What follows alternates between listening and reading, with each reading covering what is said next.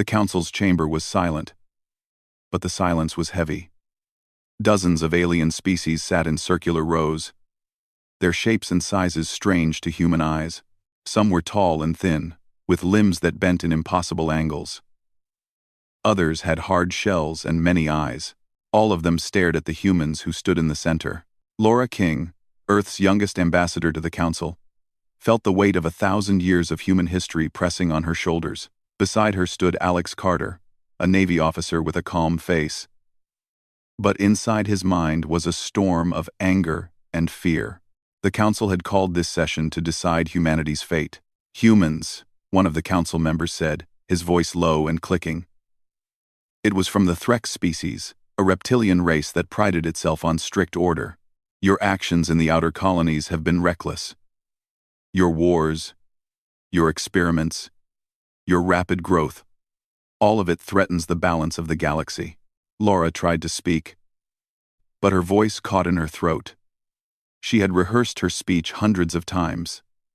She knew the council would not like her words, but she hoped for mercy. She had hoped that logic and reason would sway them. Another voice rose, this time a high, musical tone from the Ilari species. We warned you before.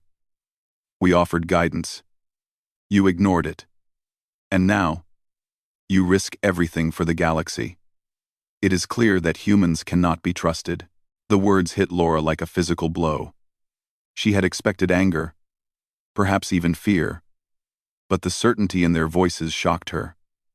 They were not debating. They were announcing a verdict. Finally, the council voted.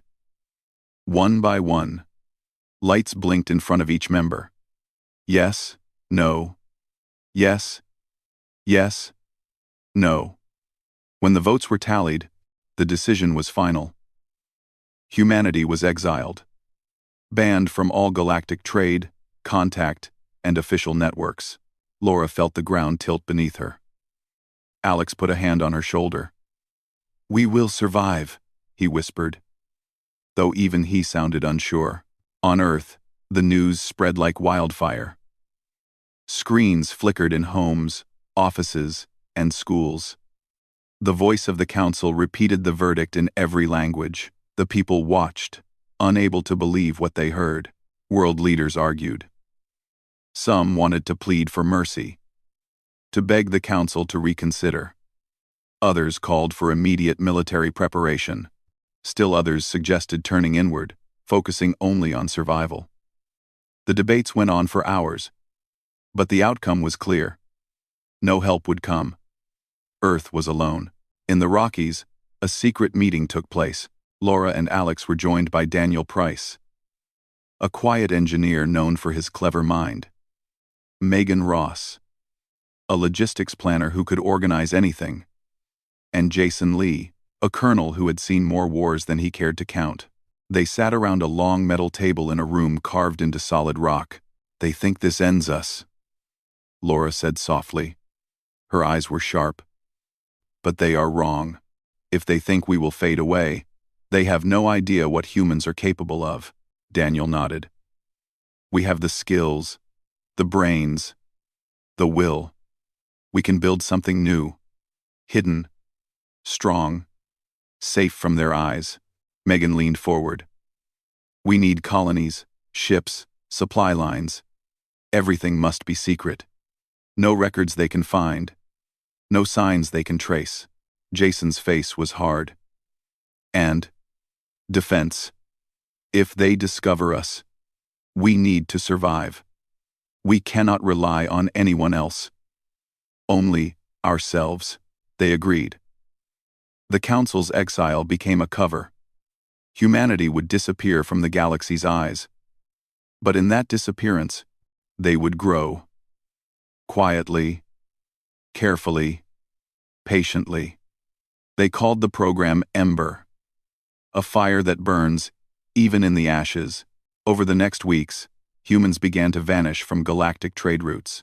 Ships rerouted, stations closed, and old records were deleted. The galaxy began to forget about Earth.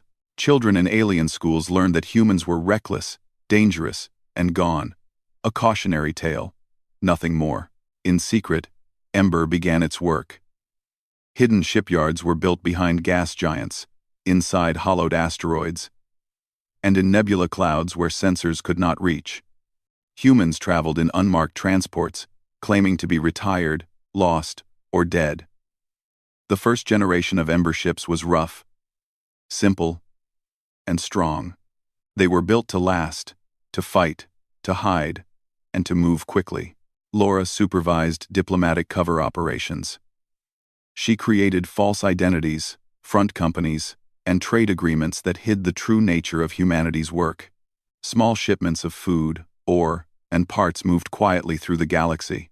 Sometimes, alien traders noticed strange patterns, but they were too minor to matter. Alex focused on training. He drilled small teams of soldiers, miners, and engineers, teaching them to defend hidden colonies without massive fleets or attention. He emphasized discipline, cleverness, and speed. A small Ember force could outmaneuver much larger fleets if they used intelligence and tactics. One test came sooner than expected. A band of pirates from the Outer Rim attacked a small human colony in a hidden asteroid cluster called the Drift. The pirates thought the humans were weak, unprepared, and alone. They did not know the Ember fleet existed. Alex led a small strike force. The humans moved quickly, using traps and gravity mines they had secretly tested. The pirates were confused, trapped, and defeated before they understood what was happening. Their ships were stripped for parts, and their survivors were quietly released. It was a small victory, but it proved the Ember program worked. As the months passed, Ember expanded. Colonies on frozen worlds and asteroid clusters grew. Hidden shipyards built more ships. Technology advanced in secret. Humans learned to use alien tech, reverse engineer it, and improve upon it. Every success added to the growing strength of Ember. Laura watched reports from disguised agents across the galaxy. Sometimes, a hidden world would send news of a small victory or a clever rescue. Humans were invisible, but they were beginning to influence the galaxy in quiet ways. Whispers spread of a shadowy faction that helped those who were helpless. A group no one could find, but whose actions were undeniable. Alex walked through a hidden shipyard one night, watching workers weld, assemble, and test. He thought about the Council and their certainty that humans would fade. They did not know that in being forgotten, humans had become something stronger, something that no one could stop if discovered. Daniel approached him, holding a prototype drive. "This is our next step," he said. "It's risky, but it will give us speed and stealth the Council never imagined." Alex nodded. "We need every advantage. If the Council ever learns, we must be ready," Megan added. "And if we are careful, they may never know. We can build an empire no one will see coming. Quietly, steadily, without their permission or oversight." The night ended with quiet determination. The Council believed they had banished humanity. The galaxy assumed Earth would fade into irrelevance. But in hidden shipyards, on frozen worlds, and in dark nebulae, Ember grew. Laura looked at the stars from a small observation deck. She imagined the galaxy watching, believing Earth was gone. She imagined the day when humans would step forward, not as victims, not as supplicants, but as equals. And for now, humanity worked in the shadows. They built ships, colonies, and networks. They trained soldiers, engineers, and leaders. They learned, experimented, and grew. The Ember fire burned quietly, unseen, waiting for the day it could shine openly. Even as the Council celebrated their victory, they did not know that the humans they had banished were already preparing a future they could not imagine. Laura whispered to Alex as they watched the stars, "They will remember this day. We will make them remember." Alex nodded, his eyes steady. "And when they do, they will see what humans can really do." In that hidden chamber under the mountains, in the cold light of early evening, the first seeds of Earth's hidden empire were planted. The galaxy thought it had won, but the Ember fire had begun to burn. quietly, in the darkness. Hidden worlds were not quiet for long. Ember had grown beyond the first secret shipyards under the mountains. Now, small colonies spread across frozen planets, dark asteroid clusters, and nebulae thick with gas and dust. Each place was a test, a lesson in survival, and a proof that humanity could thrive without the galaxy watching. Daniel Price walked through a shipyard built inside a hollow asteroid. The walls were dark metal, with lights that glowed faintly like stars. All around him, humans worked silently. Some carried pieces of hulls, some welded armor, some calibrated engines. Every movement had purpose. Every action was measured. "How long until the next prototype is ready?" Alex asked, stepping beside Daniel. He had changed little since the Council had exiled Earth, but there was a sharpness in his eyes that had not been there before. He had seen the galaxy underestimate humanity once, and he would not let it happen again. Daniel held up a small device. "A few more days. The stealth drive is almost ready. If it works as planned, we can move through the galaxy without detection for months." Alex nodded slowly. "Good. We need every advantage. If anyone ever finds us." Far above them, small transport ships glided silently through the asteroid tunnels, carrying supplies from hidden bases to colonies far beyond the Council's sight. Ember was not just a fleet or a few colonies. It was becoming a network, invisible but powerful, connected through quiet trade, hidden routes, and careful planning. Megan Ross sat at a command table, her hands moving over screens and maps. Every shipment, every route, every new settlement was tracked.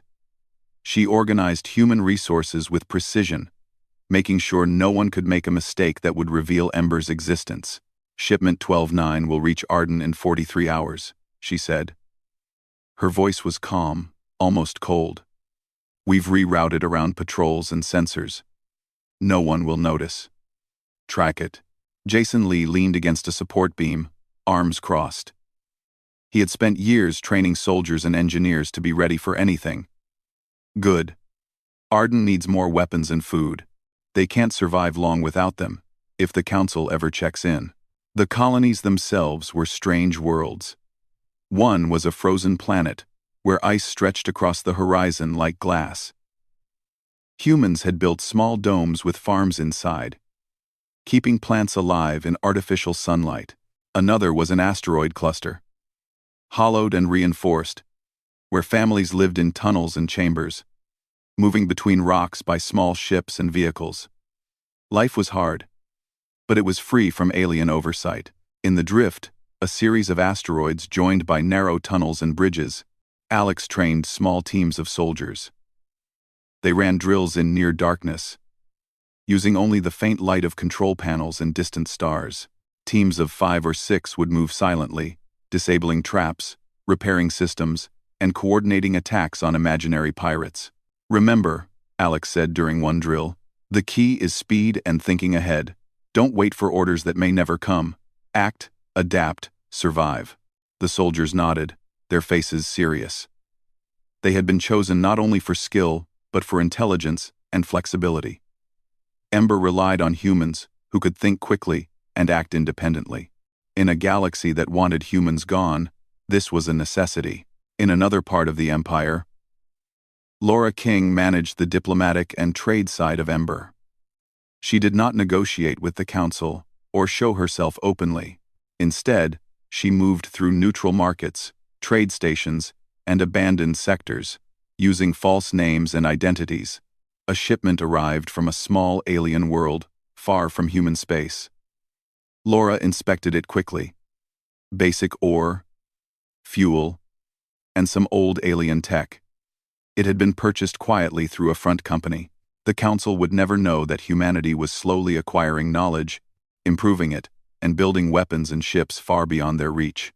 "We cannot grow too fast," Laura told a small team under her command. "If anyone notices, they will try to stop us. Patience is our greatest weapon." Despite the secrecy, Ember was tested.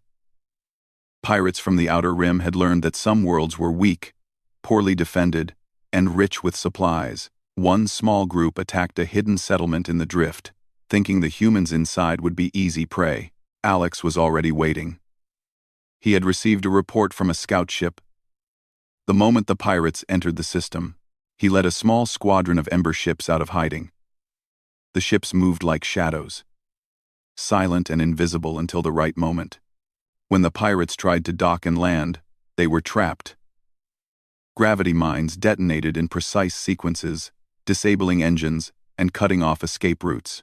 Ember soldiers landed from the airlocks, silent and fast. Within hours, the pirates were defeated. Survivors were captured and questioned briefly before being released far from human space. The victory was small, but it proved the Ember system worked. Human colonies could defend themselves without revealing their strength. Ember ships could move undetected, strike efficiently, and disappear before anyone could respond. The galaxy thought humans were weak, gone, and forgotten. They were wrong.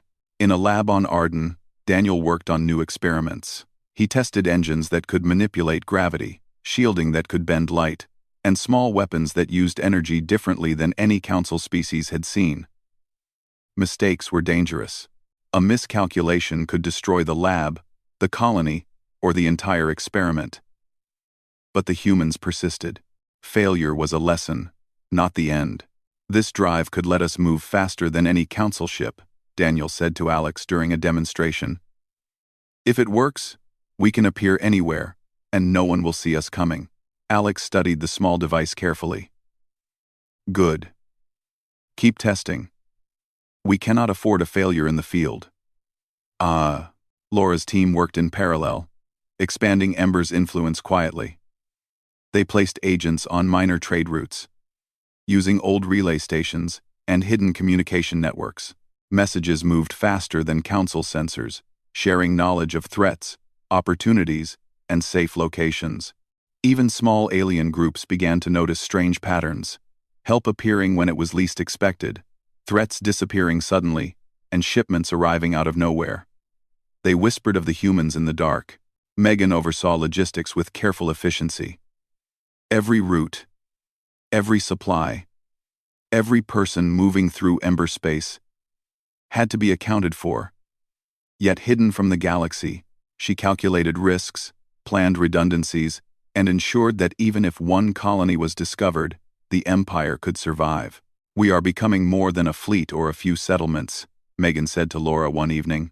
We are a network, and no one can stop a network they cannot see. Jason returned from training exercises. The soldiers are ready.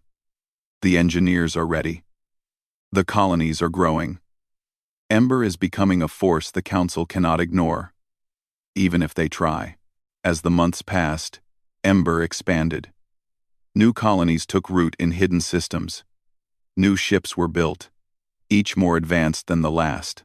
Humans experimented with technology and tactics the Council had forbidden, learning and improving in ways no one could imagine. One night, Alex and Laura stood on a cliff above a small artificial lake on Arden.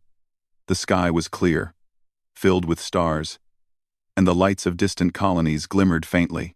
They think we are gone, Laura said softly. They have forgotten us, Alex nodded. And that is our advantage. We grow in the dark. We learn. We build. One day, the galaxy will see humans again. But on our terms. Daniel joined them, holding a small device that emitted a faint hum. Our first real stealth test is next week. If it works, we can move anywhere without detection. Megan appeared behind them, maps and calculations in hand. And supply lines are ready. Hidden colonies will have everything they need. No one can stop Ember. Over. Jason leaned against a rock, watching the horizon. We have survived exile. We have survived doubt. Now, we prepare for the galaxy to see us not as weak, but as humans strong, clever, and ready. They looked at the stars together. The Council had thought humanity would fade. Instead, in the quiet of hidden worlds, humans were building an empire no one could see coming. Each colony, each ship, each secret shipment was a piece of a larger plan. Ember was growing. And though the galaxy had forgotten Earth, Ember did not forget the Council, the warnings, or the exile. Humanity had learned. Humanity had adapted. And humanity would be ready when the time came to step out of the shadows. The ember fire burned quietly in the dark. Unseen, but unstoppable. Humans were hidden, but they were alive, growing, and waiting. The galaxy might believe Earth was gone. But in the hidden corners of space, humans were building a power that no one could ignore. The hidden empire of Ember was no longer small. Colonies stretched across icy planets, asteroid clusters, and gas-shrouded nebulae. Secret shipyards produced sleek, fast, and powerful ships. Humans trained quietly, tested technology, and learned the ways of survival that no one in the galaxy could imagine. Daniel Price worked in a lab buried deep inside a hollow asteroid. He tested engines that could bend gravity, shields that could hide a ship, and small weapons that used energy in unusual ways. Mistakes were dangerous. One error could destroy the lab or an entire colony. But Daniel thrived on danger. Each failure was a lesson. Each success a step toward Ember's ultimate strength. The new gravity drive is ready, he said to Alex Carter one morning. Alex leaned over the console, watching a hologram of the ship in simulation. How fast can it move without being detected? Alex asked. His voice was calm, but there was steel behind it. Daniel smiled. Far faster than any council ship. If the test works, and it leaves almost no trace, we could appear anywhere in known space, without anyone noticing. Alex nodded slowly. Good. That is exactly what we need. We cannot let the council think they control the galaxy. Meanwhile, Laura King worked quietly in trade and diplomacy. She did not negotiate openly, but she moved in hidden markets, on neutral stations, and in abandoned sectors. She used false names, front companies, and secret codes. Small shipments of ore, food, and alien technology moved through Ember's network, invisible to council sensors. We need more allies, Laura said to Megan Ross one evening. Small species, minor worlds. If they trust us quietly, we can build influence before anyone notices. Megan nodded. I've placed agents on minor trade routes. They report odd events, help appearing where no one expects it. Shipments arriving from nowhere. The Whisper Network grows. 5. The Whisper Network was Ember's secret strength. Alien worlds began to notice. Strange help arriving unexpectedly. Pirates were defeated with uncanny precision. Minor conflicts ended with sudden interventions. And food or medical supplies appeared out of nowhere. Whispers spread of humans in the dark, but no one could find them.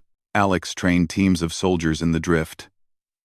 Asteroid clusters, where small settlements moved between rocks and tunnels. The soldiers practiced in near darkness, using limited light and their knowledge of gravity and terrain. Drills simulated pirate attacks, sudden strikes, and sabotage missions. The key was independence. Each team learned to act on their own, without waiting for orders. Think ahead, Alex said during one exercise. Adapt, survive. If we hesitate, we die.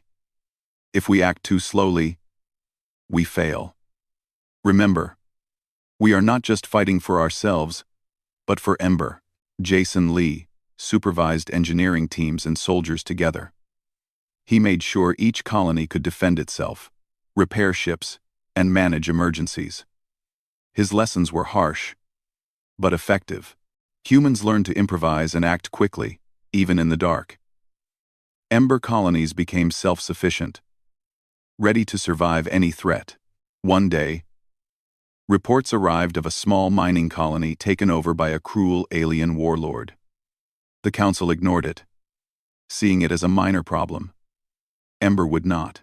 Laura, Alex, and Jason met in a command room on Arden. We cannot wait, Alex said. They are weak, and we are strong. We can help without alerting the council. We need a plan, Jason added.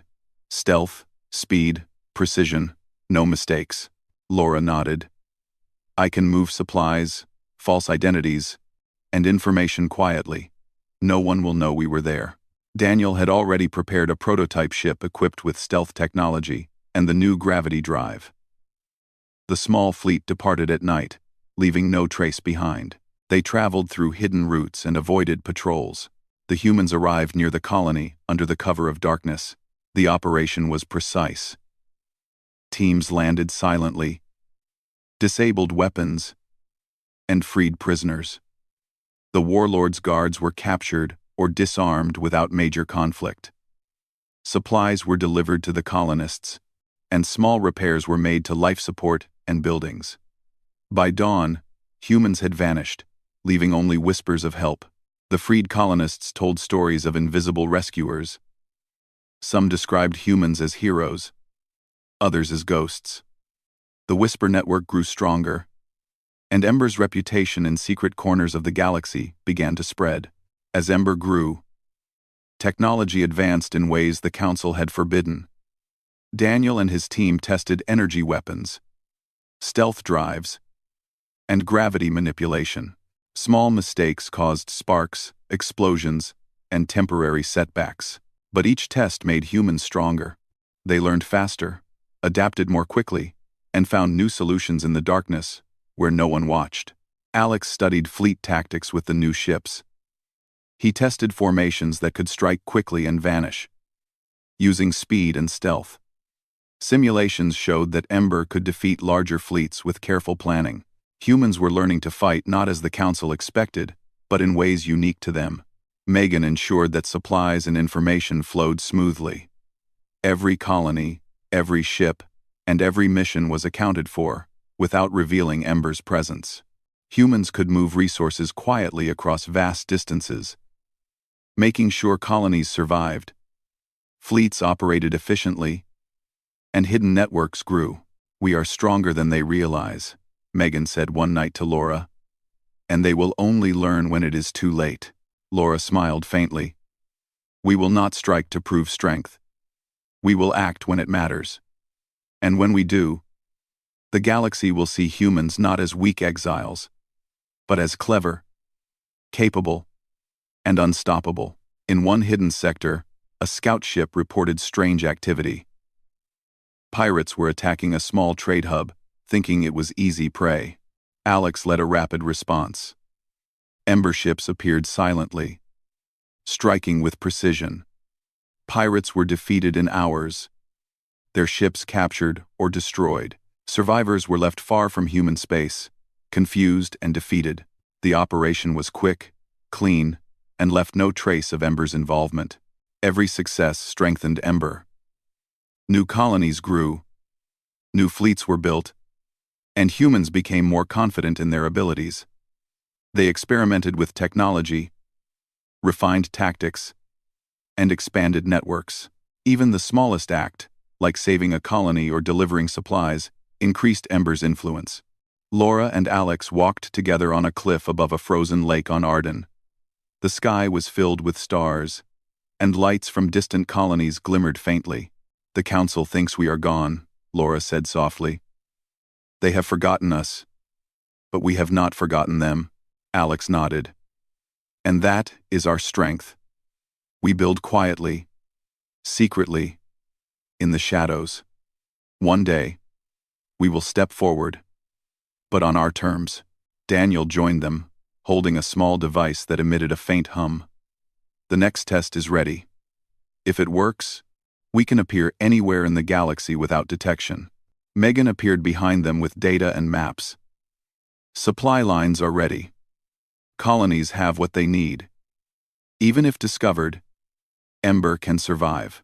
Jason leaned against a rock. We have survived exile. We have survived doubt.